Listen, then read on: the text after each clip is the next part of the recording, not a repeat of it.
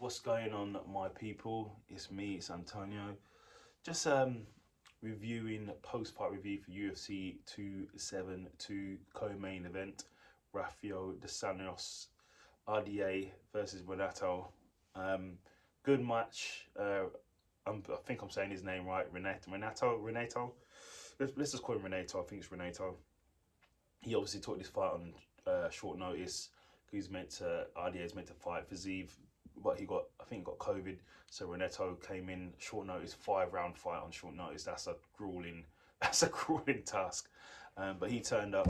He did well. In the beginning, but RDA put a pace on him. Was in his face constantly, peppering him with jabs and kicks.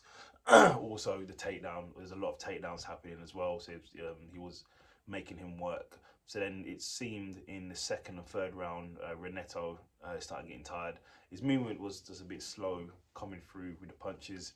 So that's always the way to slow down a wrestler. Slow down a striker is to make him wrestle. Lactic acid builds up in the arms, and obviously you get tired. Plus, it was a 5-round fight. I'm not sure how much he prepared, but it was short notice. I don't think he was ready for a 5-round fight, but he prepared short notice. I know, all props to Renato. He's a bad dude. But in the fight, there's a lot of ground and pound, and I think there was a bit where Renato's eyes got swelled up, and he seemed tired. So was looking to stop the fight.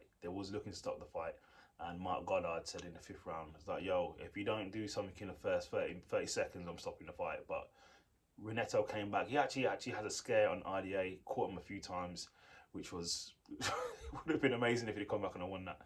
But in the end, RDA pressed through with the wrestling, with the constant pressure, with the cardio. And yeah, RDA won the fight. It's like, obviously, if you're preparing to fight a 3-round fight, that's fine. But if you're not prepared for a 5-round fight, you're gonna sort of get drowned in cardio. But Renato did well. He has a good account of himself. But RDA is one of the top tier people at lightweight. So, but I think on the full training camp, it may have been a slightly different fight. So, it is what it is. What happens next at RDA? It's a good win for RDA. He's, I think, ranked number 10, I believe, or 14 or 10 in the lightweight division. I think it was, is it 14, 10 or 6? One of the three. I can't remember. Yeah, there's some fights there for him. There's some fights he can work his way up. Maybe a rematch with Tony Ferguson potentially. That might be a good fight. Maybe Chandler. That's a good fight for him. That's probably a good one. Chandler. I'd say one of those two, Tony Ferguson or Chandler, would be a good fight, I believe. But no, good win there for RDA in the co-main event, and we'll see what happens next.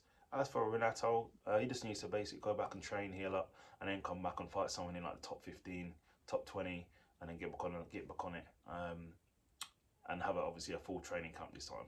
But good fight, and it's good to see RDA back in the win column, and we'll see what happens next. You can like, you can subscribe, and you can leave a comment, and you can follow me on Instagram below. Take care.